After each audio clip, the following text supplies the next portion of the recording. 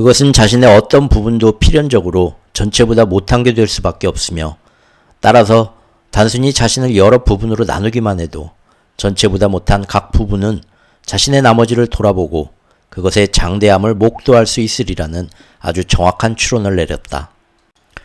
그리하여 존재 전체는 영광스러운 한순간에 자신을 이것과 저것인 것으로 나누었다. 처음에 이것과 저것은 서로 멀리 떨어져 존재했다. 그럼에도 둘은 함께 존재했다. 그 어느 쪽도 아닌 전체가 그러했듯이. 그러다가 불현듯 여기 있는 것과 저기 있는 것 외에 여기에도 저기에도 있지 않지만 여기와 저기가 존재하기 위해서는 반드시 있어야만 하는 것, 이 세 가지 요소가 존재하게 되었다. 이런 식으로 무에서부터 모든 것이 솟아났다. 덧붙여 말하면 이것은 너희 과학자들이 빅뱅 이론이라 부르는 것에 딱 들어맞는 영적인 사건이었다. 그 모든 요소들이 앞으로 내달릴 때 시간이 창조되었다. 왜냐하면 어떤 것이 처음에는 여기 있다가 다음에는 저기 있으니 여기에서 저기까지 가는데 걸리는 기간을 측정할 수 있기 때문이다. 절대 존재에 보이는 부분들이 이처럼 자신들을 서로를 상대적 관련된 것으로 정의하기 시작한 것과 꼭 마찬가지로 보이지 않는 부분들 역시 그렇게 했다. 신은 사랑이 존재하려면, 또 자신을 순수한 사랑으로 인식하려면 그것의 대립물도 존재해야 한다는 걸 알았다. 그리하여 신은 자진해서 그 위대한 극단, 사랑의 절대 대립물, 곧 사랑이 아닌 모든 것, 오늘날 두려움이라 부르는 것을 창조했다. 두려움이 존재하는 순간에야 비로소 사랑은 자신을 체험할 수 있는 것으로 존재할 수 있었던 것이다. 신은 자신의 나눠진 변형으로 우주를 있게 하면서 순수 에너지로부터 현재 존재하는 모든 것, 즉 보이는 것과 보이지 않는 것 모두를 만들어냈다. 달리 말해 그렇게 해서 신은 물질 우주뿐만 아니라 형이상학 우주까지도 창조한 것이다.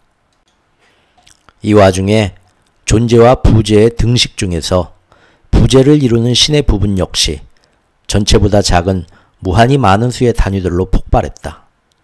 이 에너지 단위들을 너희는 영혼이라 부른다. 내 전체를 이루는 이 무수한 영혼들은 우주적인 의미에서 내 자식들과 마찬가지다. 내가 나를 나눈 것은 나 자신을 체험으로 알 수 있게 해줄 내 부분들을 충분히 창조하기 위해서였다. 창조주가 자신이 창조주임을 체험으로 아는 방법은 딱 한 가지뿐이다. 그것은 창조하는 것이다. 그리하여 나는 내 무수한 부분들 각각에게 전체인 내가 갖고 있는 창조력과 똑같은 창조력을 부여해 줬다. 이것이 바로 신의 형상대로 그리고 신과 닮은 꼴로 너희가 창조되었다고 말하는 것이다. 이 말은 우리의 신체가 서로 닮았다는 뜻이 아니다. 이 말은 우리의 본질이 같다는 뜻이다. 우리는 같은 성질이다. 우리는 똑같은 속성들을 지니고 있으며 허공에서 물질을 창조할 수 있는 능력을 비롯하여 같은 능력들을 지니고 있다. 내가 영적인 자식인 너희를 창조한 것은 나 자신을 창조력을 가진 신으로 인식하기 위해서였다. 그리고 너희에 대한 내 목적은 너희가 너희들 자신을 바로 나와 같은 존재, 신으로 인식하는 것이라고 말할 수 있다. 그런데 너희가 자신을 바로 신으로 인식할 수 있는 딱 하나의 방법은 우선 너희 자신을 나 아닌 존재로 인식해야만 한다. 내가 내 모든 영적인 자식들에게 그들 스스로를 내 부분으로 인식하게 해주는 한 가지 방법은 그것을 그냥 그들에게 얘기해주는 것뿐이다. 나는 그렇게 했다. 그러나 내가 이미 설명했듯이 뭔가를 안다는 것과 그것을 체험한다는 건 전혀 다른 문제이다.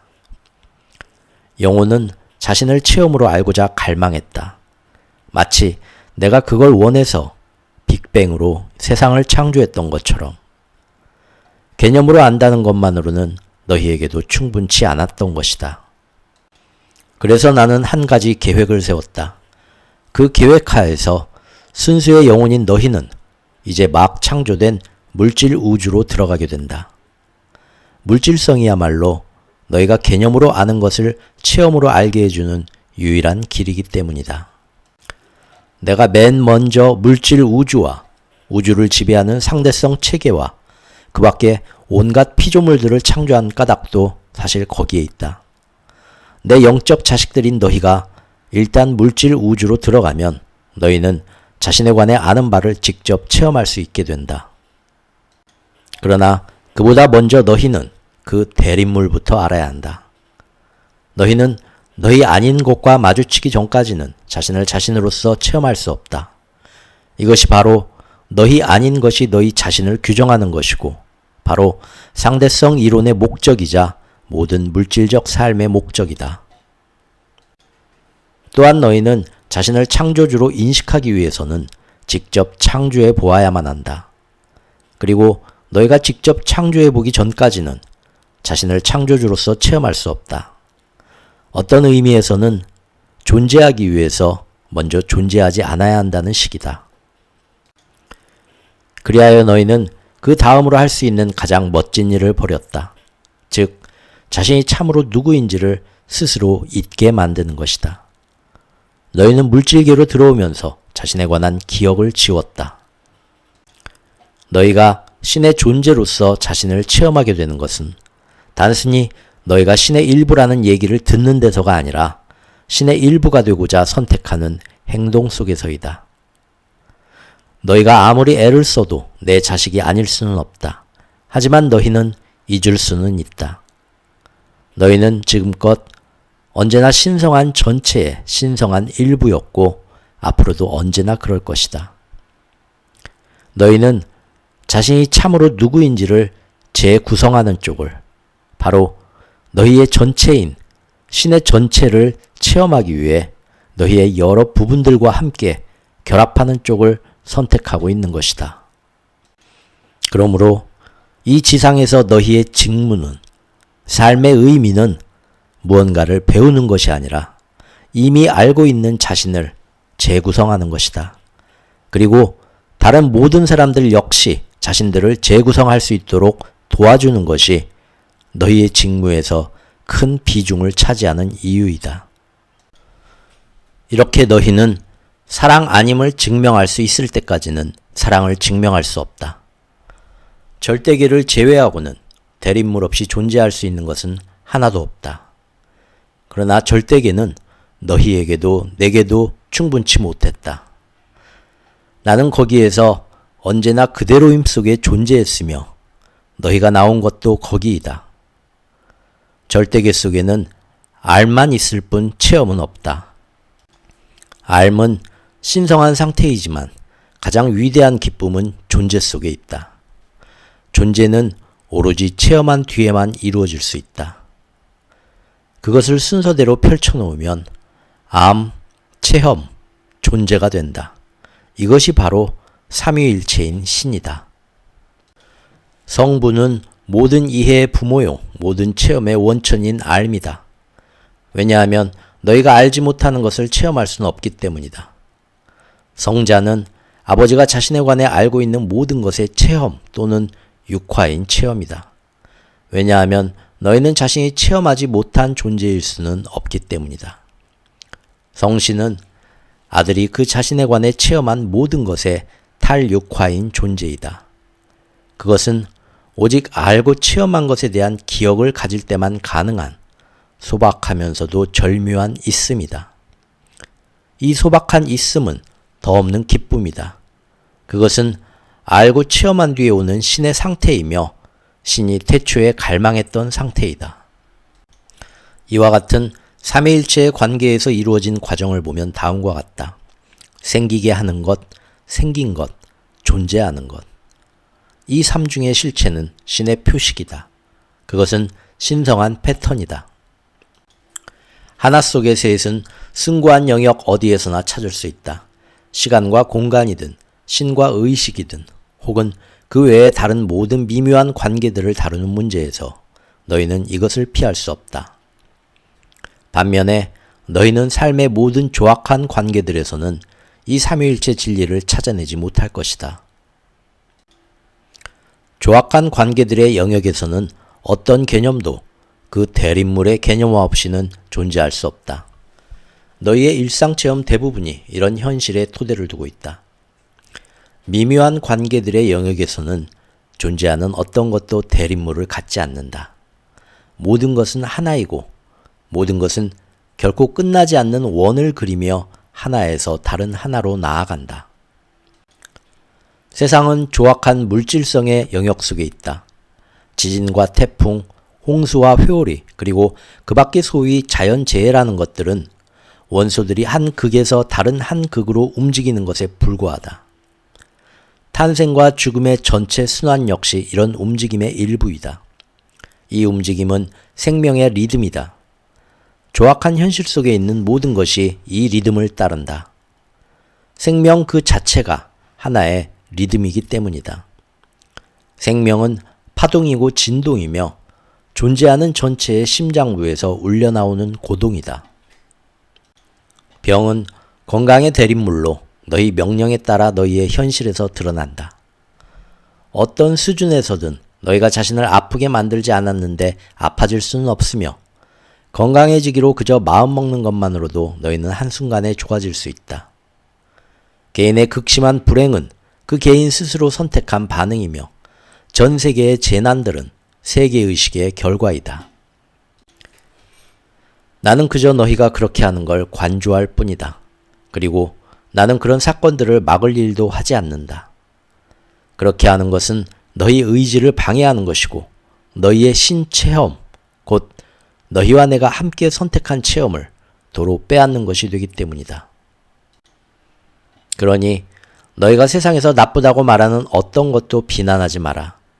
그러기보다는 차라리 너희가 그것의 어떤 면을 나쁘다고 판단했는지, 그리고 정녕 나쁘다면 그것을 바꾸기 위해 뭘 하고 싶은지 물어보라.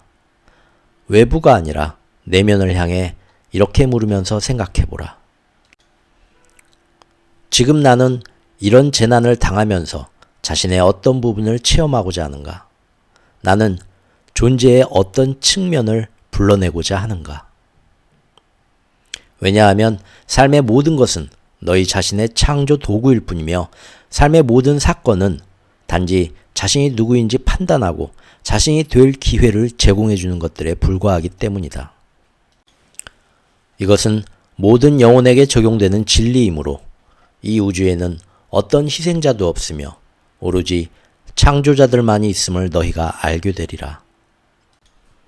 그러니 다른 사람들이 걷는 업보의 길을 판단하려 들지 마라. 너희는 영혼의 계산서 속에서 무엇이 성공이고 무엇이 실패인지 알지 못하니 남들의 성공을 질투하지도 말고 남들의 실패를 동정하지도 마라. 어떤 것을 재난이라 부르지도 말며 기쁜 일이라고도 하지 마라. 언제나 남에게 충고하지 말며 다른 사람들이 스스로 충고하게끔 내버려둬라. 이것은 남들이 도움을 청할 때 무시하라거나 너희 영혼이 어떤 환경이나 조건을 바꾸려고 노력하는 걸 무시하라는 뜻이 아니다. 이것은 너희가 무슨 일을 하든 그 일을 하는 동안 꼬리표 붙이기나 판단 내리기를 피하라는 뜻이다. 각각의 상황은 모두 하나의 축복이며 시험 하나하나마다에는 진정한 보물이 감춰져 있기 때문이다.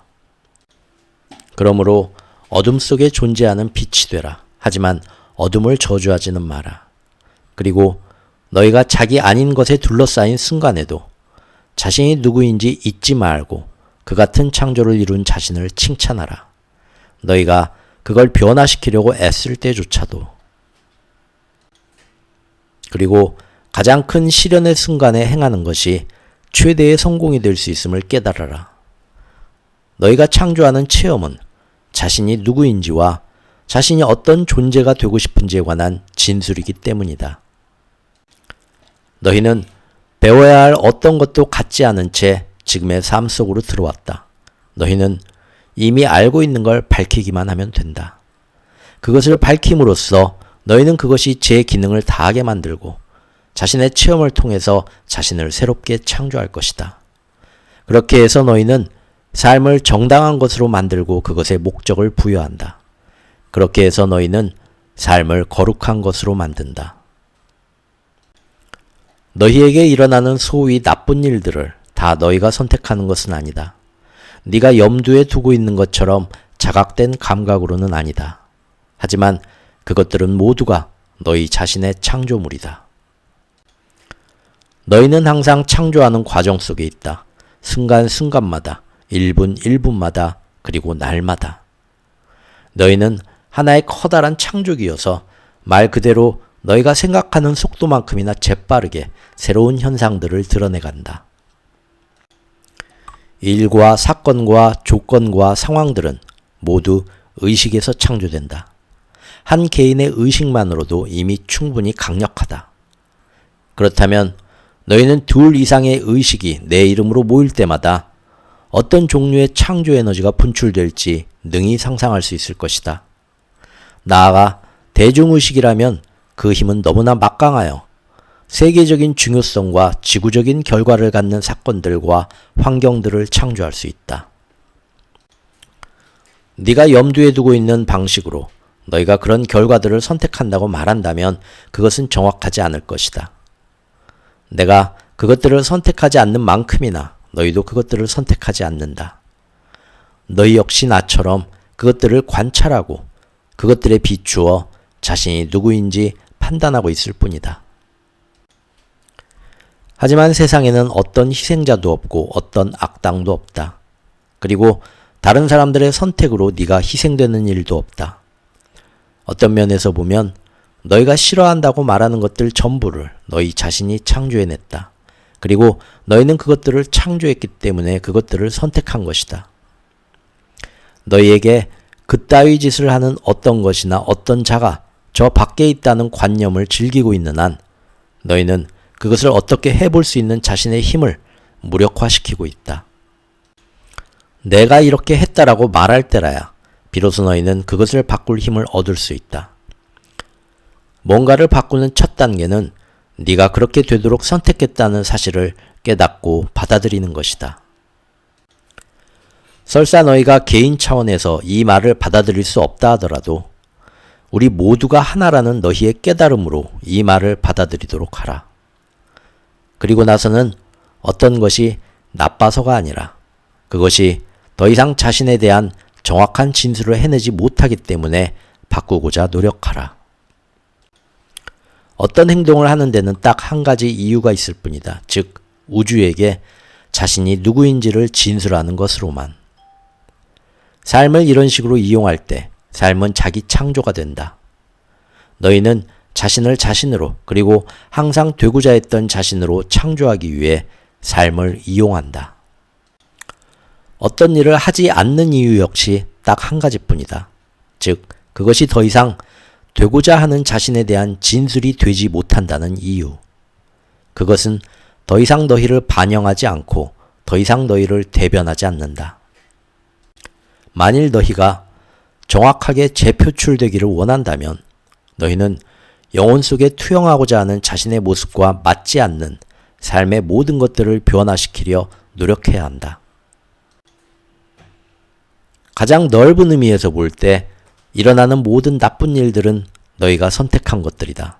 잘못은 그것들을 선택하는 데 있는 게 아니라 그것들을 나쁘다고 규정하는 데 있다. 그것들을 나쁘다고 규정하는 것은 너희 자신을 나쁘다고 규정하는 것이다. 왜냐하면 그것들을 창조한 것이 너희 자신이기 때문이다. 너희는 자신이 나쁘다는 꼬리표를 달기보다는 그것들이 너희의 창조물이 아니라고 부인한다. 너희가 세상을 지금 있는 그대로의 조건으로 받아들이게 되는 게 바로 이 지적, 영적 부정직함 때문이다. 만일 너희가 세상에 대한 개인의 책임을 받아들였다면 혹은 책임감을 깊이 느끼기만이라도 했다면 세상은 지금과는 전혀 다른 곳이 되었을 것이다. 모두가 다 같이 책임감을 느꼈다면 틀림없이 그렇게 되었을 것이다. 세상에 자연재해와 재난들, 즉 회오리와 태풍, 화산폭발, 홍수 따위의 물질적 소동들을 특별히 네가 창조하는 것은 아니다. 네가 창조하는 것은 이런 사건들이 너의 삶에 미치는 강도이다. 우주에서는 그 어떤 분방한 상상력으로도 네가 창조했다고 주장할 수 없는 사건들이 일어난다. 이런 사건들을 창조해내는 것은 인류의 결합된 의식이다. 세상 전부의 공동 창조가 이런 체험들을 낳는다. 너희 각자가 하는 일은 그것들이 무언가 의미가 있다면 자신에게 뜻하는 바가 무엇이고 그것들과 관련해서 자신이 누구이고 무엇인지 판단하면서 그것들을 경험하며 지나가는 것이다. 이렇게 해서 너희는 영적 진화라는 목적을 위해 집단으로 또 개인으로 너희가 체험하는 삶과 시간들을 창조하고 있다.